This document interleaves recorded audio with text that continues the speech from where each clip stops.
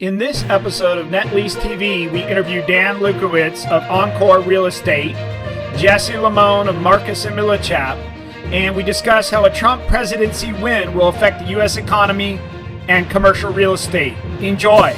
All right, welcome back, Net Lease TV. This is the holiday event. We're going to be talking about a Trump win, how that's going to affect the economy, triple net real estate. I've got Jesse Limon, Marcus and Millichap, Dan Lewkowicz, Encore Real Estate. And I'm really excited to be talking with you guys about this subject. But before we start, next week is Thanksgiving. Are you guys going to be shopping for Black Friday? Dan, are you going out shopping? I mean, I'll probably do a lot of it online. Some brick and mortar can like to mix it up. But yeah, absolutely. Guess what? They say people are going to spend $10.8 billion. They say the average expenditure is $900. So I'm getting up early on Black Friday. We're going to do a Net Lease TV Black Friday. I'm going to go to South Coast Plaza, and we're going to be interviewing people what they're going to buy. Now, Walmart just came out in the Wall Street Journal today. They're doing really good. I don't know if you guys knew that, but they said that one thing that's really affecting people is health insurance, the health insurance costs. And most people that are shopping right now at Walmart are purchasing groceries over like consumable things. Saying $10.8 billion for Black Friday. That's up 9.9% from 2023. Right now, the 10-year note's at right around 443. That's up from 418 as of October 20th. 2024, and we got crude oil at about $69 a barrel. The one thing that's really improved from the pandemic is the inventory to sales. Right now, that's at 1.33. That got down to like 1.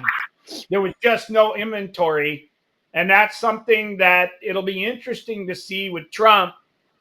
How his tariffs are going to affect inventory going forward. So let's go ahead and jump into my first question.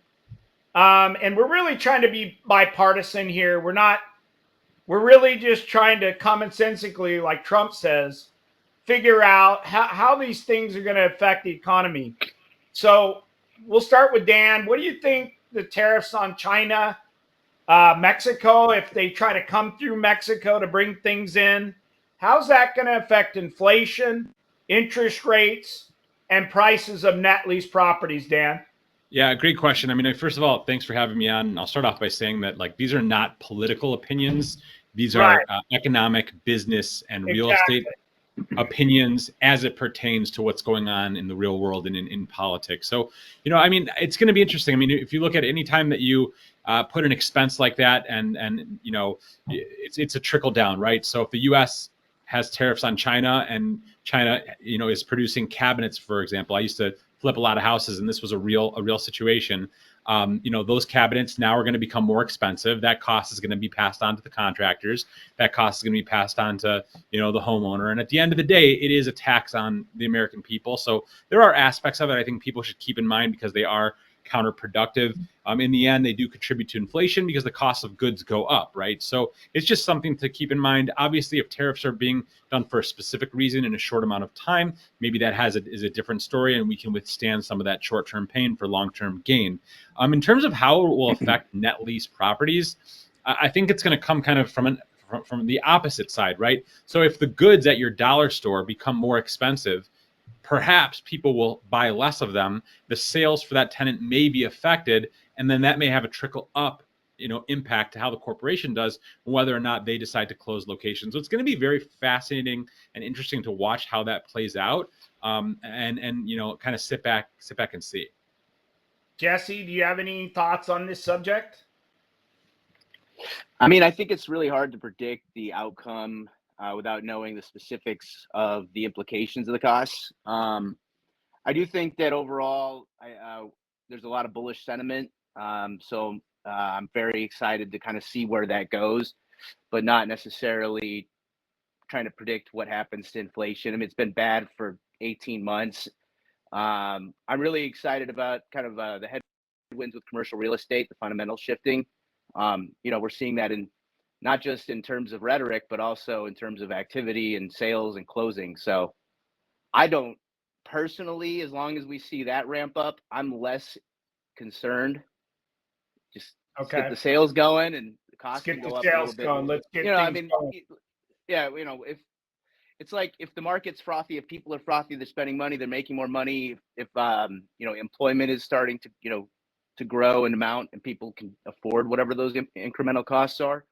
But also, think about the potential to offset taxes. I mean, I think that Trump implied on a Rogan podcast or something that maybe the income tax needed to go away, and that would be directly correlated to the to those tariffs. So who knows? Yeah, but I'm bullish on the sentiment in the market. The one thing that's really interesting, they said in September 2024, China and Japan were the biggest seller of treasuries. They're really, when they thought Trump was going to win, they were dumping treasuries big time. So I don't know how that'll affect us if they don't buy our treasuries going forward. The only thing I thought with the tariffs is, I remember I came from Riverside. That's where I lived till I was maybe 10 years old. And then I moved to the beach in Orange County. But as a kid, it was very smoggy. They were producing things in Los Angeles that, going back to Make America Great, I don't know if people have the stomach to tolerate smog and different things to start to manufacture things that we're going to bring back from China. I don't think people have really thought that through. So if you don't have the manufacturing to manufacture those same products that you're getting from China, then you're going to have shortages or higher prices. And, right now, the most polluted, smoggy area in the world is Shanghai. So they're still producing a lot of our stuff. So I don't know if it's all great in theory, but we really need a regulatory environment that allows those products to be produced here. And there's going to be some negative byproducts that I don't know. Do you enjoy clean air, Jesse? Say that. Do you enjoy clean air? Of course. Yeah, I mean, everybody does. How about you, Dan? Absolutely. So, we're a little spoiled. The clean air issue, though, is we're all sharing the same air on this planet, and there's, I was just listening to Bloomberg a couple days ago, and they're talking about how literally, like, Chinese pollution is in our environment within hours. I mean, so we can't escape it, so we have to really all kind of bring I think, are you talking about shifting manufacturing from offshore to the U.S.? I mean, I think that's our only choice if we're going to tariff China. Bro, that's a 20-year thing. And it's not like that's not going to happen in Trump's second term, or it's not going to happen. This is a pretty big pivot. It's a pretty big pivot. Make all the electric bikes? Look at Apple's already offset a lot of their manufacturing to India, as a matter of. I mean, but it's definitely a disruptive force. It for sure is a disruptive force. I think, like, Trump bragged about a lot on his campaign trail, talking to a developer who was building an industrial plant in Mexico. They were going to build solar cars and then bring them into the U.S. And that guy stopped production. So because if Trump won, he's going to tariff the hell out of them. So, it's hard to say exactly what and how things are going to shift and change, because, it's obvious he doesn't want cars manufactured in Mexico across the border and then just being pulled in with very minimal. So, but are we going to, to what depth is this going to shift? Build Central is an application that allows you to know about upcoming retail developments nationwide. Because what'll probably happen is that you're going to have partnerships where a certain percentage of the car or the item is made in another country, but there's just enough that's made in a partnership or that's made in America that will allow them to sneak under the radar. And that's already happening, but it'll be different ratios. You're not no, but saying, listen, 1 second. Yeah, go ahead, Jesse. What I was saying, here's the second part of what I was trying to say. Okay. If you're buying American now, you're spending 20x on if you're not buying American. Okay, so if you're buying a pair of designer jeans for $200 or whatever, $100, you're gonna spend for like similar product quality. You're gonna spend like $400 or $500 on the same exact. Because I mean, for instance, there's a group in LA that makes designer jeans. They use the best quality, but it's $500 for a pair of jeans. You can get at the department store in LA for like $150 for like a similar product, but made at like a sweatshop. So there's a 4x on it. I mean, or there's actually there's a multiplier there. Because American labor costs dramatically more. So that's the challenge. I mean, I'm not saying I want to see this. I want to see some offset. I buy American when I can, but I spend a lot more. How this is kind of outside the subject, but how can physical stores, right, add value versus the Amazons of the world? The amazing thing with Amazon and the online, like I used to buy my suits over at Brooks Brothers, okay? And they were bringing in suits from Italy. So they don't do that anymore. They stopped. Brooks Brothers was owned by an Italian company. So then I figured, you know what? I went online and I went to Milano, okay? I went to Milano and I did kind of like we do with real estate. I did Street View to see all the different stores. The internet does open up a lot of options that you didn't have before, where you can start to buy stuff from anywhere in the world. How does physical retail still add value? And maybe you guys don't have the answer to this, but what are the strength and the weakness of a physical store versus buying something off of Amazon where you can put a list of everything that you bought previously and bang, you can get it. And how can physical stores add value? Is there anything that you guys think? Yeah. I don't know if you guys have an answer, but. So, obviously there's the convenience of online shopping, right? I take a lot of supplements and vitamins. If I realize I'm running low, I just have to go on Amazon. It'll be at my house in sometimes 2 days, sometimes a day, sometimes it's 6 o'clock in the morning. It's incredible, right?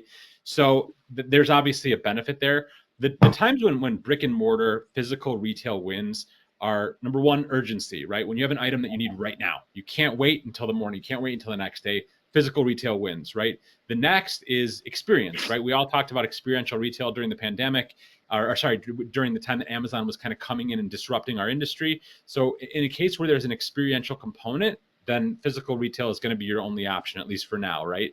And then, lastly is items that you need to touch and feel. Like I personally, aside from Lululemon, I don't buy anything online for clothing because I want to try it on, right? Some women, if they're going to buy makeup, they want to be able to take a sample, try it on, put it on their face, this, that, and the other.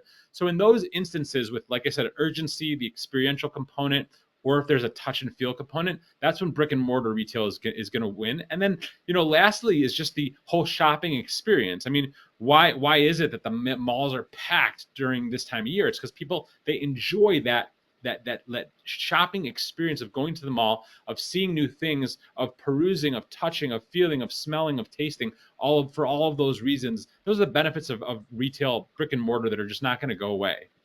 I think people go to the mall because of FOMO too, right? Fear of missing out. That's true. Like they don't want to miss the deal or the skirt or the whatever. So if you care about that type of thing, well advertised social media type businesses. Like I was in Chicago a couple of weeks ago, and I'm walking along, and there's this nondescript restaurant. It looks awful, okay? But there's this line out the door. The thing is packed. There's bodies all over the place. Like this place is. I'm like, is there somebody cool there? Like, what happened? What's going on? Beyonce or something signing autographs in this like hot dog looking restaurant. I mean, it was ugly. Like this restaurant, very mediocre. Well, apparently, it's where they film the TV show on Netflix with the guy that's like a cook, which I watched once. It's too stressful for me. It's not entertaining at all. But the guy's a cook. So people are lining up to just eat in the restaurant. It cool. Isn't even making the guy's food that he makes in the movie, because he's not there all the time, right? It's just a TV show. But so like people are seeing this shit on this stuff on Netflix. They're seeing this stuff and they're like, oh, we can go to this. Same thing happens in New York where people line up to stand at a door that's been on Seinfeld or, you know what I'm saying? So there's these opportunities where you can take a business that's not aligned and then all of a sudden becomes famous because of its affiliation with something else. There's a lot of businesses that don't deserve the traffic that they get because of social media. You know, they don't deliver good food or service, but they market the heck out of the heck out of themselves. They get this devilishly strong following, and everybody that goes to Chicago that's like, a tourist or whatever, they got to go to this place that shows up in like this trending topic. So it's really interesting to see the media attention economy cause businesses to be successful that otherwise probably wouldn't have been. Let's transition to another subject, like Walgreens, right? We're all watching Walgreens. The stock is at like $8 or $9 a share. It's paying a 10% dividend. Wentworth, the CEO, said that they can always cut the dividend. From a landlord standpoint, I mean, they have as much at stake as a shareholder. Shouldn't there be like shouldn't Walgreens offer landlords kind of like a landlord meeting, like there's a shareholder meeting? Is there a way that we could have a voice to represent landlords with Walgreens, like at ICSC, where we could get the Wentworths of the world together with ideas to make Walgreens better to help the opinions, because they have as much at stake as shareholders. In my own opinion. Maybe even more at risk than shareholders. Chris, I'm not. You have a good point. I'm not saying it's not something that should be pursued, but it's really a bifurcated world. The real estate ownership world and the business world, from tenant to landlord, are so bifurcated. Maybe Walgreens is providing sales reporting. That's about it. So is it a good idea? Probably. Should they have the input? Probably. You mentioned that they're trading at $8 a share. 24 months ago, they were trading at $27 a share. They're down 60% on the year in a booming market, right? In booming, equities market. So I think there's a lot to be concerned about in the retail RX space. I mean, this problem was created in the late 90s and early 2000s when developers were building these boxes that were great, irreplaceable real estate, but they were oversized, and even more importantly, they were paying up far above market rent, and no one seemed to really care. I mean, obviously, from a developer perspective, if the cap rate is set by the market and you can charge more to the corporate tenant, why not? But when you have tenants that are paying $30 a foot in a market that will pay 16, it's a problem waiting to happen. So all of these Walgreens, Rite Aid, CVS, they all were oversized and paying far too big rent. And that's what we're seeing. We're seeing a right sizing of rents with reductions, and we're seeing a right sizing of the boxes with things like the Cooper concept, which goes from a 13, 14, 15,000 square foot, concept all the way down to 2,500, 3,000, 4,000 square feet. Jesse, you have any ideas on this subject? No? I mean, look, retail's getting just hammered. Look at Dollar General, similar metrics to Walgreens in terms of the stock. Cap rates all I'm saying is there should be, like, as a shareholder, right? You can, if you ever saw the movie Wall Street, they can do a proxy fight, and you can tender your shares to this person that they did it with Disney recently. And this guy, I'm trying to remember his name, he was going to try to take over Disney. And he put all these people on the board, and they voted with their money, where we could say, okay, Wentworth, we want you to come to ICSC. And if you're not doing a good job, we should have some kind of say in, some ideas that can make the chain better, or look at the things that you're doing wrong. And we all come together. I don't ideas. This is to make such a it better, subjective. you know? This is the job of the board of directors, man. It's not our job. It's not the real estate owners to help the business do better. They don't.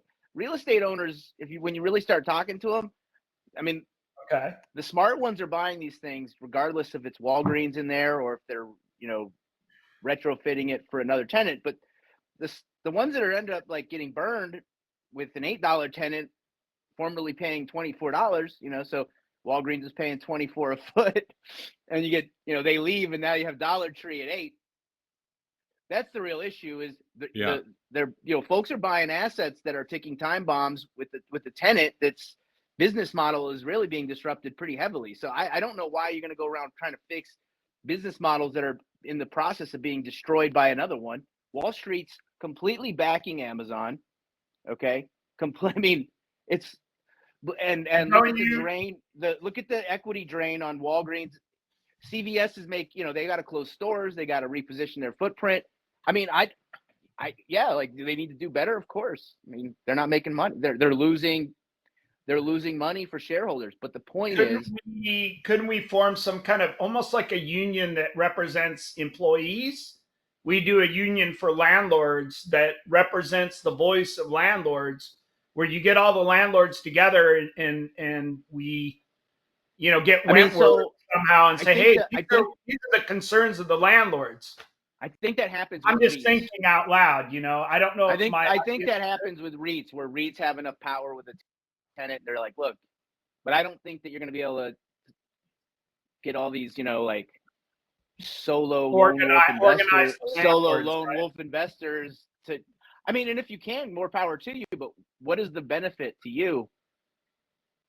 What is the benefit to any? What benefits the landlords? How do you help the landlords? Because that's gonna. I mean, I'll tell you. Help us how Dan and I help landlords? Sell the Walgreens, sell the CVS, get out of the damn thing and buy yourself something else with a better life cycle. Re-up on your lease term. Get into the automotive space, like Caliber Collision. Get a 20-year lease for a tenant that has a new, burgeoning life cycle, and get, look at and consider shedding the dead weight. If you're worried about these, 200 sales stores closing at a tenant that has 15,000 stores, if it's really that scary to you, sell it and buy other stuff. Like, it's a good time to do it too. I mean, cap rates are unwound on those tenants. We've seen a decompression on Walgreens and CVS because of this very issue. But like getting landlords together to try to solve the tenants' problems, all the landlords got to do is just sell the thing, buy a new tenant. I mean, Tractor Supply, if you want to talk about like a great tenant in this market where, that are they're not eating their sales with online. Okay, they send everybody from online. They send you to their local store. You can't order anything from Tractor Supply, so everything is in store, right? They're selling bulk, dog food, farm products type stuff, right? But my point is, if you're worried about your retail sales in a 15,000 square foot drugstore, which 10,000, 12,500 square feet are not drugstores, if you're worried about that, then sell the thing, get out of it. Just sell it. There's and move on. Reason. Yeah. Why hold it? And then if the market rent is $10 and they're paying $30, a 7 cap isn't that bad because it's all about the risk analysis. These things are getting riskier and riskier. I've been doing this for 15 years, going on whatever. These things have been risky for 15 years at minimum. Hell, they've been the 25-year leases. They were risky from their inception. 25 years. Exactly. They've been risky since day one. So Dan, what do you think of this? My idea. Would you think a union? I mean, again, I like where you're coming from. I like the idea of landlords being able to share their views. Maybe they get to write in a postcard every year. But I do agree with Jesse that the landlord is so separated from the business. The landlord is not a shareholder in the company. The landlord is renting space to the company, right? So they have a very different relationship. I mean, think about if you're renting a single family home and you're saying, well, maybe I should be involved and have a say in the tenant's job because it's going to affect me. Okay, I just closed the That's a good one. Wait, I just closed the Walgreens a month ago. Okay, Yeah. And I had it was 4.7 million. It was a cash in. And guess what the CMBS lender wanted for 4 years?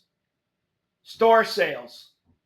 So you can't always get them. They're not available on every Walgreens. What I'm saying is, if the store isn't doing good, the guy's not going to be able to get a loan.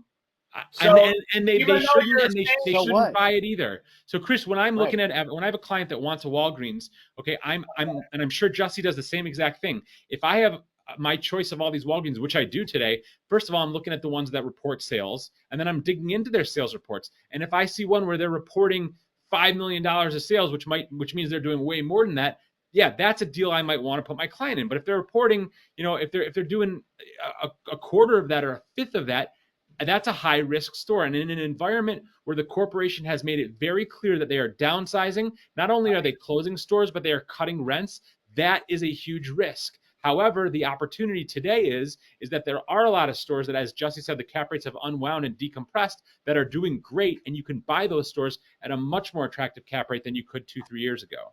So this is a great point to transition now. What are the good uses? Okay, what are going to be the good uses going forward? Who are the good tenants? What are going to be insulated from the internet? What uses are going to benefit from Trump coming in? Are they C stores? Are they QSRs? The Caliber Collisions of the world? What do you guys think are going to be the tenants? Like out here in California, they just did this Perry Mann, I think, of Cal Bay Development, did an electric gas station, to charge Tesla cars. Yeah. Is that going to be something huge in the future? What's going to be the next big wave that's going to be the big, where we can ride the wave too as brokers and loan brokers in the net lease space? Great question. So first of all, if this administration is successful at putting more dollars into people's pockets and boosting consumer confidence, then every single sector will benefit, right? Automotive will benefit. QSR will benefit. Casual dining will benefit. RX will benefit. Everything will benefit. In terms of what I want to focus on also is the tax benefits. So I believe this administration is going to be more friendly to things like bonus depreciation. We've been seeing bonus depreciation being phased out over the last several years, and the current plan has it going to zero. I would not be surprised if the new administration reverts that and pushes it back closer to, or maybe all the way to 100%. So that's going to have a huge impact on things like C stores and others that qualify for bonus depreciation. I do think that the administration is going to be electric car friendly, because maybe not as much as the Democratic administration, but because of the connection between Trump and Elon Musk, which will be fascinating. That's a whole nother webinar to talk about. I don't really believe in that industry as a whole. I think that a lot of it is a farce. I mean, all of that electricity, 95% of it, let's say, is coming from coal-fired power plants anyway. I know that's not the purpose of our discussion, but I know there are a lot of landlords with shopping centers who are contemplating, do I spend that money and put in, 8 or 10 charging stations? Is that going to be good for my business? I think that's something to consider. But, Jussie mentioned also income tax. Any changes to the tax code could have massive implications in our industry, especially for individuals who are looking to offset income. And I frankly am very excited. I'm very bullish. And I think that we're headed for, very good times in the commercial real estate space. A lot of opportunity. Jesse, any thoughts on this subject? No, I mean, look, I've already kind of said a lot about, I don't know enough about this particular space, but I feel like we're going to be in a very pro-business environment. Yes. Right. And I mean, we've already seen a lot of the Trump, Trump trade starting to pump, crypto. I think we'll just continue to see that across the spectrum. But yeah, I mean, I'm more big picture. I'm like really bad at being like micro level. I'm like a, generalist, I guess. From what Dan was saying, I think that, like Dan said, Elon Musk is the self-driving cars is going to be huge. I don't know how that'll affect net lease, and if that will gas stations, the electric gas stations, maybe if there's all self-driving infrastructure. Cars.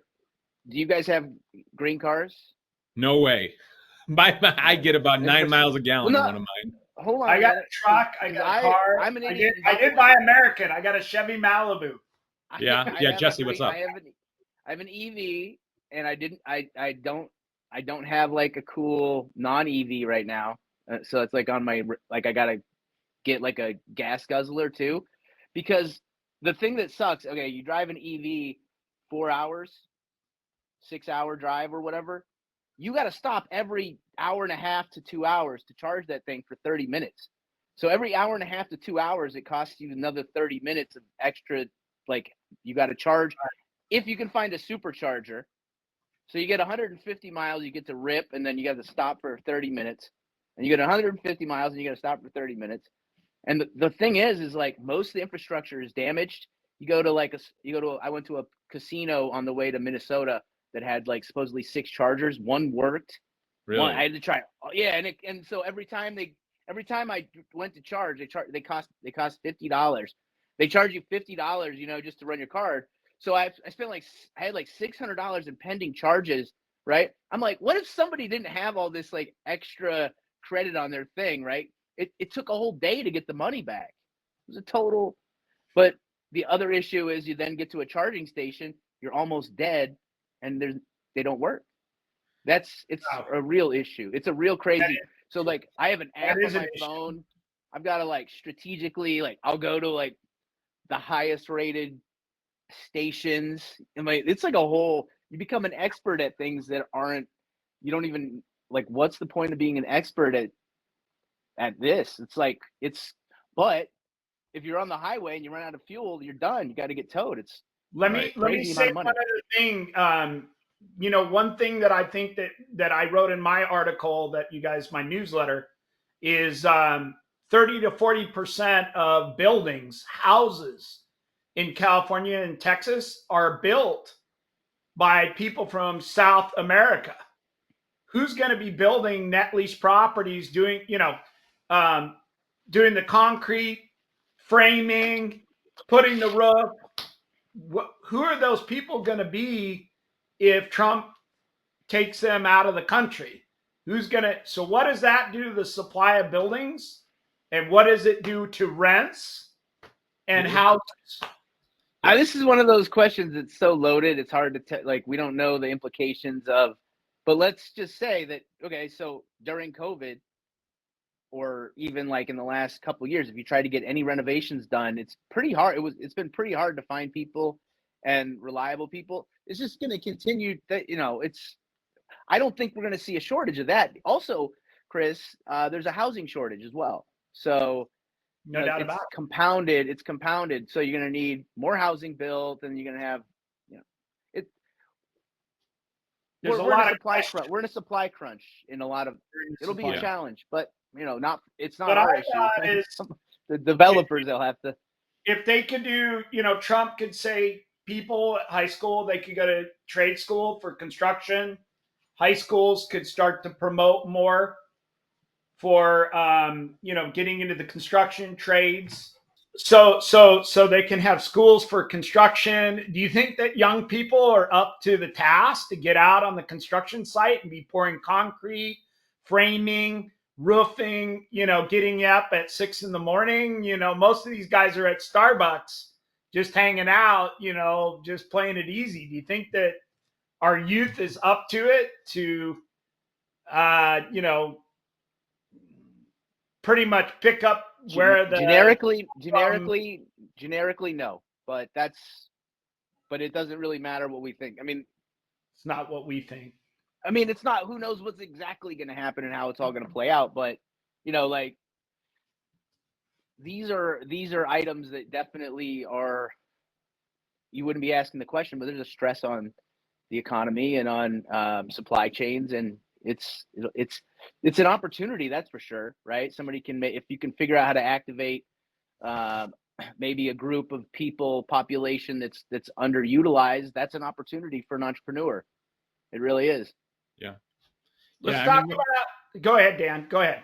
So, I mean, I understand where you're coming from. The supply of cheap labor is not going to completely diminish with this new administration. So that's important to keep in mind as it pertains to if the youth are going to be interested. I agree with Jesse. Generally speaking, no, they're not. But there are going to be those people who weren't, going to go to college or weren't going to go to, some other direction who say, you know what, this is an opportunity for me, and then that's important. And if we do limit or constrain the cheaper, labor. It's at the end of the day, the bottom line always rests with the consumer. The consumer is going to pay more for that house. Rent is going to go up. Things are going to increase. Those are all inflationary, measures. I do want to say one thing that if we rewind a little bit to our conversation about electric cars, without going into it too much, I have a client I was showing buildings to, and I showed him, I think it was an O'Reilly or an Advanced Auto, doesn't matter. And his concern was, well, I've got an EV and I live in California and everybody has an EV. And if everybody gets EVs, we're not going to need, your typical combustion car has 2,000, 2,500 moving parts, right? Or parts, I should say. Whereas an electric car has about 30 to 40. It's actually incredible. So I did a little research, and it's actually quite mind blowing. Aside from, certain fascist states like California or maybe New York, right? Or the more liberal states, let's call them in that regard. The penetration rate state by state in this country is about 1% to 2%. That means that 98 to 99% of all vehicles are combustion vehicles across the country, aside from places like California and New York, right? In addition, if you look at the reports that are done that are looking at speculation about just the number of combustion vehicles on U.S. roadways, they're going to continue to grow and peak in about 2038 or 2040, which means that we're going to continue to have more combustion vehicles until, guys like Jesse and I are approaching retirement age. So you're not going to see gas stations and auto parts stores disappear because of this fear that everything's going electric. It isn't. Everything is not going electric. It might swing and we might get to 5% or 6%, but I liken it to online sales in the retail world. People think that 85 or 90% of retail sales are online. They're not. It's closer to 20%, and that's been growing for a long time. Same thing with electric cars, 1% to 2% penetration in most states. I like your approach, Dan. It's not like black or white, just kind of in between. I like that approach. I did vote for Trump. I'll be the first one to admit it. I think he's a great guy. I love that he goes for it. For a guy that almost got assassinated twice, you gotta give it to the guy. I mean, he doesn't give up. The guy does not give up. I think for energy, that's going to benefit us. Energy. The other thing is like shrinkage, right? Here in California, we had, Proposition 34 that passed. Now, if you're stealing from stores a certain amount of time, you're going to jail. And that's really affected all the retailers, is people not respecting the stores and just going in there and stealing stuff. It's really not fair. It's very disrespectful to the retail. You don't go in and loot, Chris? What's wrong with you, bro? You're in California? You're not looting? No, I'm not looting. So, I think that's a good thing. I think that, like Dan said, for the taxes, that's an awesome thing. He's not going to get rid of the 1031, I would hope. He's going to keep the stepped up basis. He's not going to, start to tax unrealized gains. That's pretty much communistic type things. That taxing unrealized gains doesn't even make sense. That's crazy. That's crazy. Yeah, that's unbelievable. That's totally straight up California. No disrespect, Chris, but that's just California at its finest. I mean, I'm doing deals and people are telling me, like, I did some deals, out of state, and they're like, why are you still in California? But he loves the beach. I know it. More positive things. What are some deals that you closed or you're selling right now, Dan? Oh man, I've been doing some auctions. I sold 90,000 square foot vacant office building last week, kind of a new product type for me. I had an auction today for a 30,000 square foot multi-tenant office building. I'm working on a 93,000 square foot shopping center in Cincinnati, a few Starbucks, and a rather large industrial facility, very complex deal, working out some, early extension with the tenant so that the new buyer can come in and kind of do a little blend and extend and get the deal done. So just, got my hands full in a bunch of different things. Closed on selling? I'm I'm going to answer your question. No, I know you want me to pitch those Dollar Generals. I know. No, I just closed on a $2.8 million deal in Indiana, little office deal, 10 cap, 3 weeks from contract to close.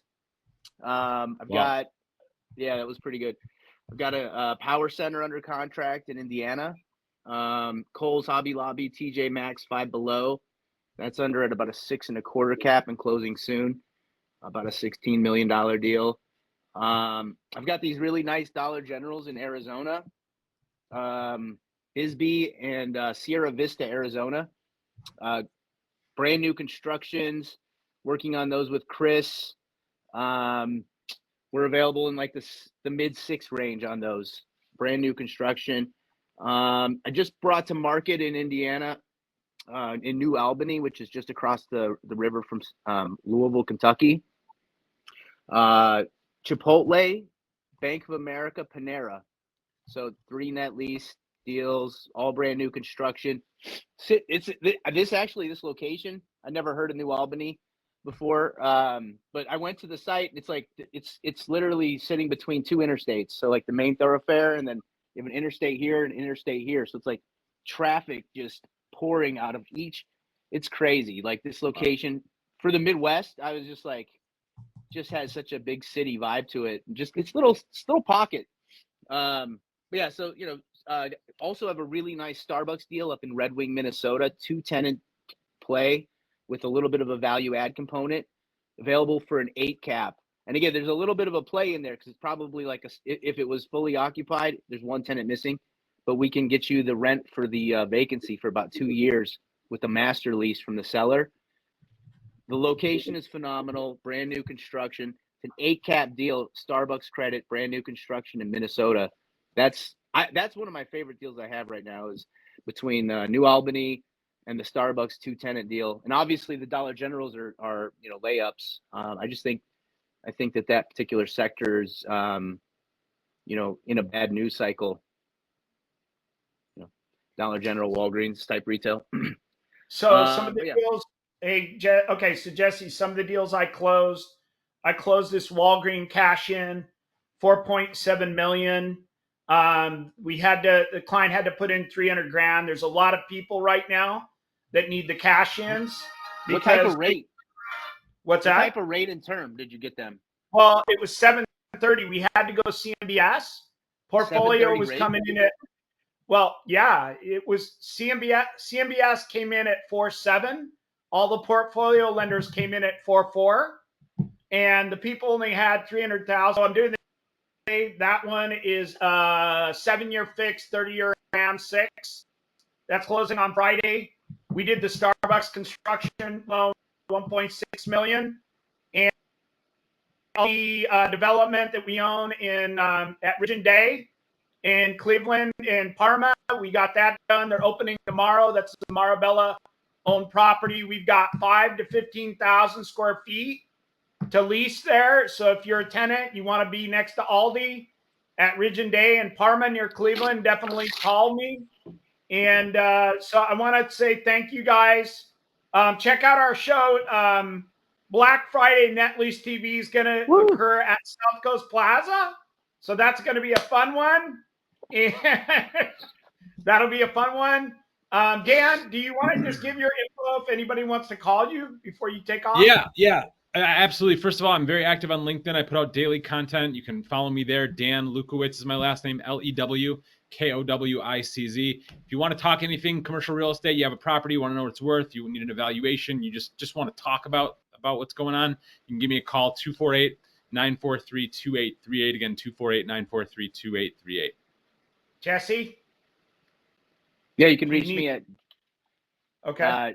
Well, all of my social media handles are Jesse Limon CRE.